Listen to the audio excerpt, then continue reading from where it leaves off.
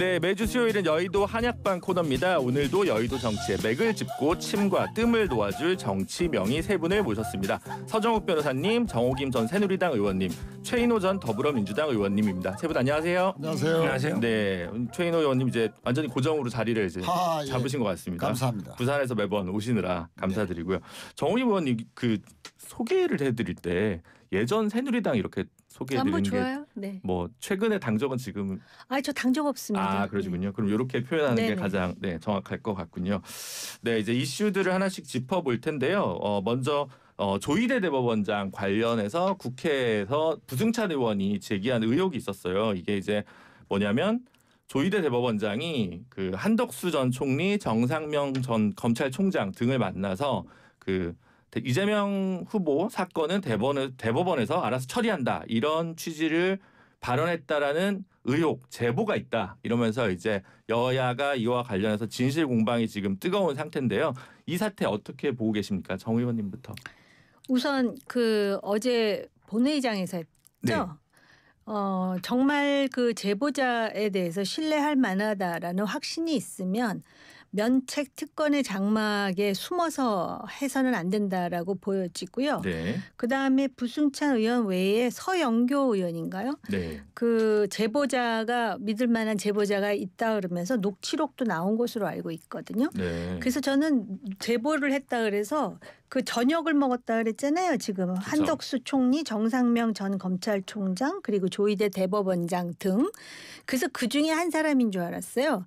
그랬더니 그 네 명이 만나서 그런 얘기를 했다라는 걸 또 누구로부터 들었다는 사람이 말한 것에 대한 녹취록이에요. 네. 그렇다면 이게 정말 그 대법원장이 만에 하나라도 이런 말을 했다면 굉장히 심각한 건데, 그렇다면 제보자가 오히려 자신의 신원을 밝히고 당당하게 말해야 된다라고 보이고요. 그다음에 지금 바로 그 자리에 있었다라고 주장되는 한덕수 전 국무총리라든지 정상명 전 검찰총장은 그런 적이 없을 뿐만 아니라 조희대 대법원장을 모른다고 말한 사람도 있습니다. 네. 그렇기 때문에 이것은 지금 좌시할 수 없는, 만약에 이게 사실이 아니라면 그럴 뿐만 아니라 이거는 지금 조희대 대법원장이 이제 조금 후에 퇴근하는 길에 자기 입장을 또 말할 것 같은데요. 네. 이러한 아니면 말고식의 만약에 사실이라면이라는 전제를 꼭 하더라고요. 그러니까 만약에 사실이라면이라는 거는 아니면 말겠다는 뜻이 함축적으로 들어있는데 우리가 정치권에서 이런 일을 목도한 게 한두 번이 아닙니다. 그렇기 때문에 이번 사실은 사실규명을 반드시 해가지고 무엇이 진실인지를 밝히는 게 궁극적으로 사법부의 독립과도 직결됐다라는 점에서 저는 이 사실을 밝혀야 된다고 보는 사람이에요. 민주당 측에서 최인호 의원님 어떻게 보고 계십니까? 글쎄요. 지난번에 한 두 달 전에는 점심 먹었다 했지 않습니까? 네. 이번엔 저녁인데 글쎄요. 점심으로 제가 녹취에는 나와 있는 것 같은데요. 그렇죠. 네. 그런데 이제 이 조희대 대법원장이 왜 이렇게 자꾸 국민들의 어떤 사퇴 압박이랄까요? 네. 뭐 이런 것을 받느냐, 압력을 받느냐. 그러니까 정의연 판사에 대해서 뭐 조치가 있었어야 되는 거 아닙니까? 아니 국민들의 법 감정상 어떻게 해서 그때의 윤석열 전 대통령을 구속 취소를 할 수 있느냐? 아니 70년 사법사상 처음으로 날을 시간 단위로 계산해서 풀어줬다? 또 심우준 검찰총장은 적시 항고도 안 했고. 그러니까 그때부터 이 법원이 도대체 어떻게 사는 거냐 지금. 이제 이런 걸 시작했는데 지금 재판부가 계속 시간을 지금 끌고 있지 않습니까? 그래서 또 내년 1월 달 돼서 구속 만기 기간이 다가올 때까지 1심이 안 나면 그럼 또 풀어주는 거 아니야? 이런 걱정들이 지금 태산같이 쌓이고 있는 중 아닙니까? 조기현 조기현 대법원장이 6시에 기자회견 한다는데 언론에 촬영을 하지 말아 했지 않습니까? 언론 촬영하지 말아 했고 또 기자회견은 또 왜 해요? 그럼 그 기자들이 안 가야 됩니까? 그런 것 국민들에 대한 태도부터가 좀 더 뭔가 불을 지피는데 어쨌든 이 탄핵이 되고 난 며칠 후에 바로 이재명 당시 대선 예비 후보의 그 파기환송을 해놓고 고법에 바로 적시 배당을 했어요. 네. 만약에 그때 국민들이 들고 일어나지 않았더라면 아니 고법에서 또 유죄 취지로 그냥 때리고 바로 그냥 대법원에서 확정지어 버리면은 지금 이재명 대통령은 대통령 될 수도 없고 그때 후보 등록도 안 되는 거예요. 어떻게 그 당시에 그런 일을 할 수 있습니까? 그거는 매우 정치적인 의도를 가지고 그 판결을 했던 것이다 하는 것이고 바로 그 저기 파기환송한 다음 날 한덕수 총리가 완전히 대선 출마 기자회견을 하잖아요. 이게 다 뭔가 이어지는 거 아니냐, 뭔가 보이지 않는 흑막이 있는 거 아니냐라고 의심하기는 충분한 합리적인 이유가 충분한 그런 판결을 했던 그것이 지금까지 온 근본적인 이유다. 그래서 이쯤 되면 뭐 제 개인적인 생각입니다만 대법원장은 본인 스스로 거취를 정하는 게 맞다. 네. 제 개인적인 생각은 뭐 네, 사퇴하는 것이 두 맞다. 가지 팩트 체크가 좀 필요할 것 같은데 한국일보에서 이런 팩트 체크를 했어요. 이제 박근혜 대통령 국정농단 재판은 주 4회를 했는데 지금 지기현 재판부 같은 경우 윤 전 대통령 사건이랑 김용현 노상원 김용군 이런 군 인사 사건이랑 조지호 경찰청장 김봉식 전 서울청장 사건을 다 따로 하고 있어서 실제 재판은 주 3, 4회를 하고 있다. 그렇기 때문에 이게 좀 다르고 그다음에 그전 사건에 비해서도 훨씬 검찰 쪽에서 특검 쪽에서 이렇게 증인 신청한 숫자가 훨씬 많아가지고 이 재판 속도 자체가 판사가 감당할 수 있는 그 재량의 범위에서 침대 축구라고 하기에는 좀 아니지 않냐라고 한국일보 팩트 체크 기사가 하나 있다는 거고요. 두 번째가 지기현 판사에 대해서 그런 판결 결과를 가지고 법관을 징계한 사례는 없는데 그럼 거기서 그 배당을 바꾸는 게 조희대 원장이 하면 직권남용 논란이 있을 수 있을 텐데 그러니까 정무적으로는 도덕적으로나 윤리적으로 이런 측면에서 민주당에서 비판할 수는 있지만 조희대 원장 입장에서 이런 식의 어떤 방어 논리가 있을 것 같은데 여기에 대해서 어떻게 반박하실 것 같습니까? 아니 물론 그런 부분도 일리가 없는 건 아니지만 박근혜 당시의 재판과 지금 내란과 관련된 재판은 성질도 다르거니와 사건의 그 내용이라든지 판결해야 될 또 들여다봐야 될 심리 자체의 내용이 엄청 방대하거든요. 네. 자 그런 측면에서 이거는 군을 움직였죠. 또 군 내부의 여러 그 정보기관을 움직였죠. 또 민간인까지 움직였죠. 노상훈 수출까지도 그 또 일면 또 드러난 것도 있죠. 그러니까 내란 특검에 또 지금 수사를 하고 있죠. 내란 재판 그 자체의 심리 양 자체가 다르기 때문에 또 성질도 완벽하게 많이 다르기 때문에 그래서 특별한 조치가 대부분이 미리 이제 했어야 되는 거죠. 그냥 평상시처럼 일주일에 서너 번 했다 하는 것으로 모든 것이 면피되는 건 아닙니다. 네, 지금 뭐 법원 입장에서는 지난 2월 이후에는 지기현 부장판사 재판부의 신규 사건 배당을 중지했다고 합니다. 네.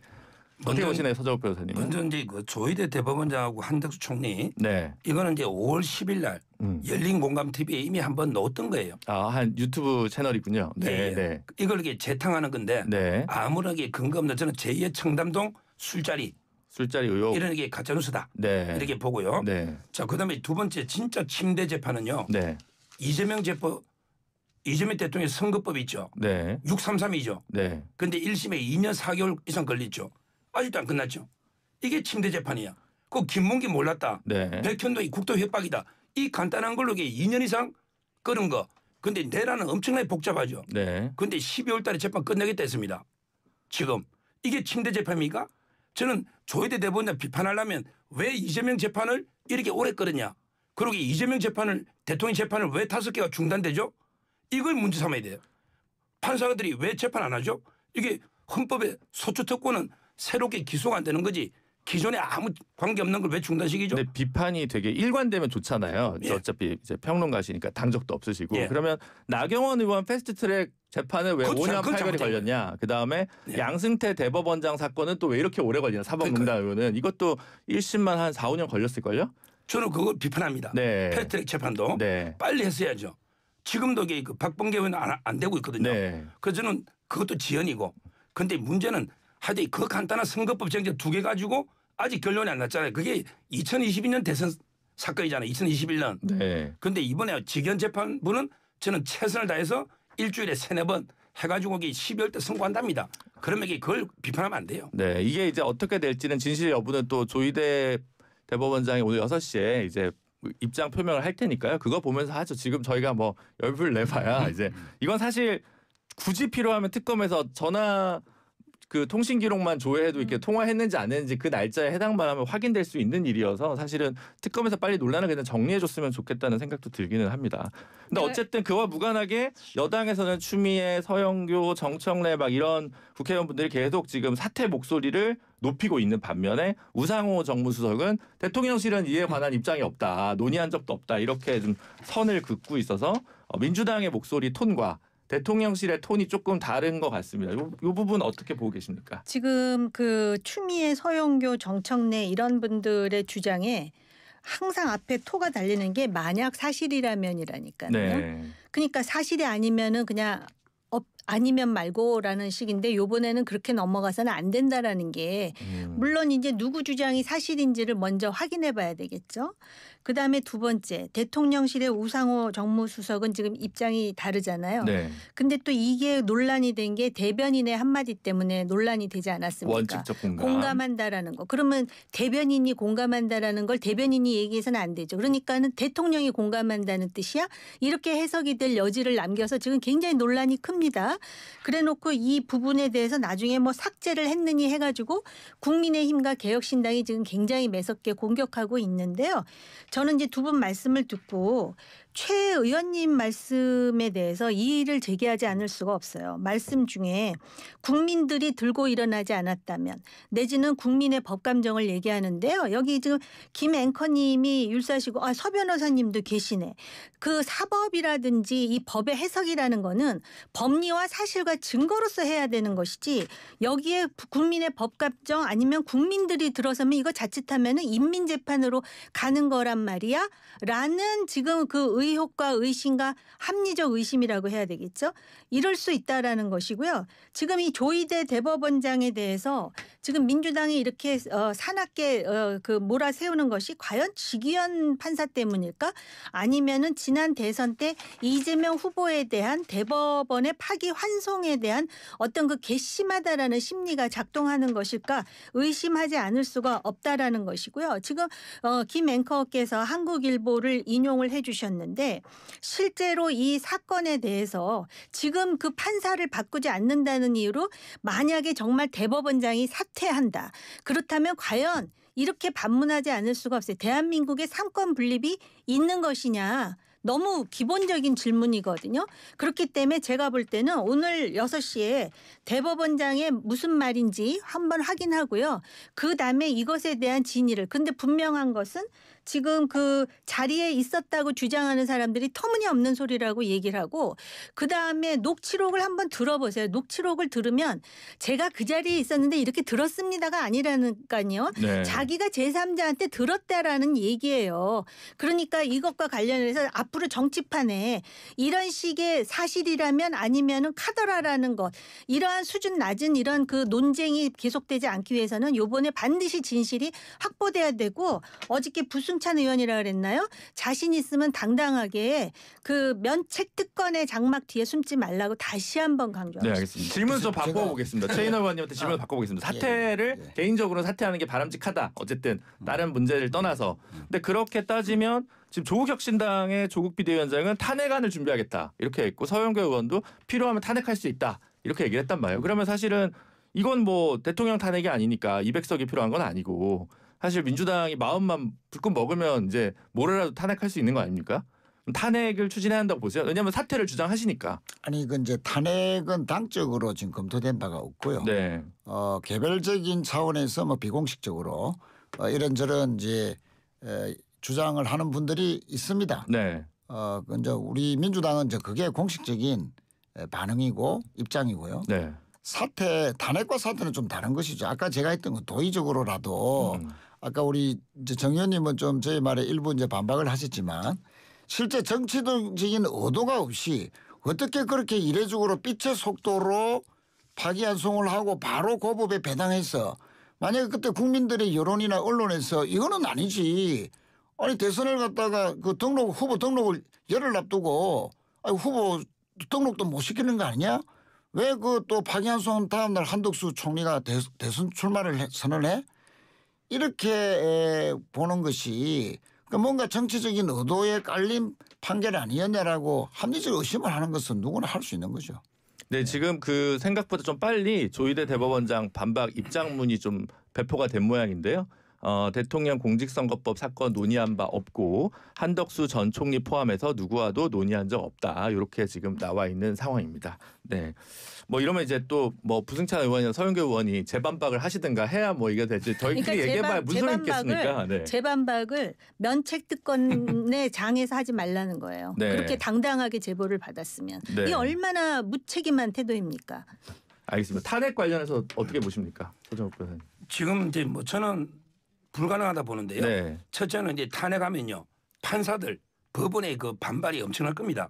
그러면 이제 이재명 대통령 재판 재개라는 회심의 또 반격 카드가 있어요. 아, 사법부는 네, 재판을 소환만 하면 됩니다. 네, 그러면 이 대통령이 매일 재판 받으러 가면 네. 이게 모양이 어떻게 되겠습니까? 아, 헌법 해석의 문제가 아직 남아 있는 상황에서 네. 반격의 카드가 있고요. 네. 그다음에 두 번째는 탄핵하면요 헌재 감옥에 저는 100% 기각됩니다. 네. 사유가 없잖아요.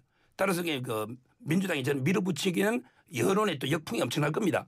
제가 알기로 한겨레 신문 빼고는 모든 신문의 사설이 조희대 퇴진 압력은 부당하다 이런 여론이거든요. 저는 이게 불가능할 거 봐요. 한국일보 경향신문도 그런 논조의 사설을 저도 이제 본 것 같긴 합니다만 어쨌든 알겠습니다. 내란 전담 재판부는 근데 이제 좀 별개의 사안이잖아요. 그래서 거기에 대해서 좀 어쨌든 속도감 있게 예를 들어 세월호처럼 내란 전담 재판부. 근데 이제 구성은 좀 여러 번 저희가 얘기를 하긴 했는데 이제 다시 얘기를 꺼내는 이유는 지금 어제 동아일보 기사를 보면 하도 위헌 논란이 많이 나오니까 민주당 쪽에서 그 재판관 추천위원회 추천목 국회목 3인을 빼는 거를 좀 고려한다. 이런 식의 얘기가 나오거든요. 이제 요거 나오면 또 핵심적인 위헌 논란 사항, 그러니까 입법부가 사법부 인사에 관여하는 듯한 요거를 이제 배제하니까 좀 낫지 않나. 요렇게 좀 볼 수 있는 측면도 있는데 요건 어떻게 좀 보십니까? 이게 처음에 내란 특별재판부 하겠다고 거의 뭐 기고만장한 그러한 입장을 발표했다가 지금은 내란 전담 재판부 얘기를 하면서 이게 그 뭐 법을 바꾸는 사안이 헌법의 위헌을 피해가는 그러면서 뭐 우리나라의 그 뭐죠 지적재산권 무슨 재판부 내지는 특허법원. 가정법원이라든지 네. 노동법원의 사례를 들면서 실제로 이제 그렇게 톤다운이 된 것은 맞고 그런데 아마 대통령이 이번에 그 기자회견을 하면서 내란 특별재판부에 대한 본인의 입장을 밝혔잖아요. 이게 네. 위헌이냐. 네. 여기에 대해서 아마 민주당이 상당히 용기를 지금 얻고 있나라는 상상까지 하게 되는데요. 또 그러면서 가장 중요한 건 구성이에요. 사법부 독립의 가장 중요한 요소가 바로 인사를 어떻게 하느냐 아닙니까? 재판 독립과 더불어서. 네. 그런데 이제 문제가 되는 국회 몫을 빼겠다? 네. 그러면 시민단체는요? 시민단체 몫은 없습니다. 그러니까 지금 그렇게 대한변협 몫이 있죠. 대한변협이라 그러는데 네. 실제로 애초부터 이러한 그 재판부를 구성하는 거는 실제로 이게 이렇게 그 뭐라 그럴까 자기적으로 구성하는 게 아니라 무작위로 해갖고 만듦으로써 중립성과 독립성을 보장하자는 것인데 그거를 어쨌든 구성하자는 거 아니에요. 대한변협이 됐든 뭐가 됐든. 네. 그렇다면은 그거는 사법부의 독립성에 전혀 그 해가 되지 않는다라고 단정하기가 어렵지 않습니까? 그리고 지금 뭐 그렇다 그래서 아까도 말씀하셨듯이 한국일보를 인용해 가지고 지금 재판부가 뭐 재판을 일부러 지연하는 것도 아니고 지금 이루어지고 있잖아요. 대통령 탄핵됐고요. 조기 대선 이루어졌고요. 심지어는 검찰 없앤다는데 지금 현 검찰 인사로 보면은 윤 정권 때 그 나름대로 그 논란이 있는 그 사건에 개입된 사람들 다 좌천되거나 이동했다라고 제가 지금 듣고 있습니다. 네. 그럼에도 불구하고 자꾸 이렇게 재판부에 대해서 민주당이 문제 제기를 하면은요. 사람들은 이렇게 생각해요. 결국은 입법권하고 행정권을 독점하고 이젠 사법부까지 통제하겠다고. 근데 대한민국의 국민들의 수준이 그걸 용납할 정도로 그렇게 낮은 수준은 아니라고 저는 생각해요. 네, 민주당 쪽에서도 입장이 조금씩 갈리는 것 같아요. 특히 뭐 판사 출신인 박희승 의원도 그렇고 김남희 의원도 그렇고 그리고 네. 이제 뭐 그 문재인 정부 시절에 형사정책연구원이나 사법정책연구원장 했던 하태영 교수님이나 홍기태 전 판사 변호사님 같은 경우도 이건 좀 위헌성이나 부당하다 이렇게 해서 의견은 좀 갈리는 것 같습니다. 그렇습니다. 네. 지금 뭐 하나로 꽉 이제 당론으로 정해진 거는 없고요. 네. 의견이 좀 다수이다라는 것은 있죠. 네. 내란 전담 재판부 지금의 법원 체계 하에서도 가능하다. 네. 그건 이제 위헌 소지 자체를 아주 원천적으로 없애면서 이런 내란 재판을 좀 전담시키자. 그런데 지금도 지금 경제 문제라든지 청소년이라든지 이런 특별 그 재판부를 두고 있지 않습니까? 아, 네. 그래서 대부분이 이런 논란을 불식하기 위해서라도 먼저 선제적으로 내란이라는 아주 특수한 사건에 대한 재판을 하는 것이고 이로 인한 그 국론의 시비가 한 점 더 얻기 위해서라도 독립적이고 일관성 있는 그리고 사법 체계의 정합성이 맞는 그런 그 재판을 할 필요가 있다. 그래서 우리는 이런 그 재판부를 전담 재판부를 설치하겠다라고 하면 끝나는 거예요. 네. 왜 그런데 지기현 판사가 자꾸 넉장 침대 재판하고 있다라는 그런 오해를 사고 뭐 여러 가지 이제 그 법감정에 맞지 않는 자꾸 일들이 벌어지는 가운데에 또 뭐 또 이상한 재판이 있는 거 아니야 하는 우려가 점증하는 이제 그런 그에 대한 국민들의 우려에 대해서 대부분이 이제 조치를 취해야 될 단계가 이제 왔다는 거죠. 그런데 아무런 조치도 없이 느닷없이 왜 수십 년 만에 법관회의를 정례 법관회의가 아니고 임시 법관을 왜 합니까? 설치를 해야 되는 국민들의 요구에 부응을 하면 되는 것이지 마치 정치하듯이 법관회의를 소집해서 뭐 뭔가 위헌적이다 뭐다 아니다 또 뭐 어떤 비하인드 스토리를 좀 이렇게 보도하게 해서 마치 뭐 그 좀 정치적으로 탄압을 받는 것처럼 하는 그런 대부분의 그 모양새가 네. 너무 정치적이다 하는 것이죠. 네. 법관회의는 근데 임시회는 몇 번 올해도 열린 적이 있었고요. 네. 근데요. 예를 들어 이제 이재명 대표 전담 재판부를 만들자. 네. 그래서 이 모든 5개 묶어서 재판하자. 네. 이러면 이 민주당이 어떻게 반응할까요? 네. 이재명 대표 재판 랜덤으로 전자배당으로 했잖아요. 네. 그래서 신준우 판사한테 간 거예요. 네. 그게 공정한 거잖아요. 네. 저는 내란 전담 재판부를 윤석열 전담 재판부로 봐요. 네. 오히려 그러면 이재명 전담 재판부로 가자면 민주당이 반발할 거 아닙니까? 이런 식으로 어떻게 변호사 단체가 판사를 정합니까? 이거 말도 안 되는 이야기예요. 네, 알겠습니다. 요 얘기 여기까지 하고요. 여의도 한약방 너무 지금 약이 끓고 있는데 빨리 이제 약이 복용할 시간이 다가온 것 같습니다. 일단 여기서 1부는 마무리하고 잠시 광고 듣고 2부에서 다시 뵙겠습니다. 안녕하세요. 배우 남궁민입니다.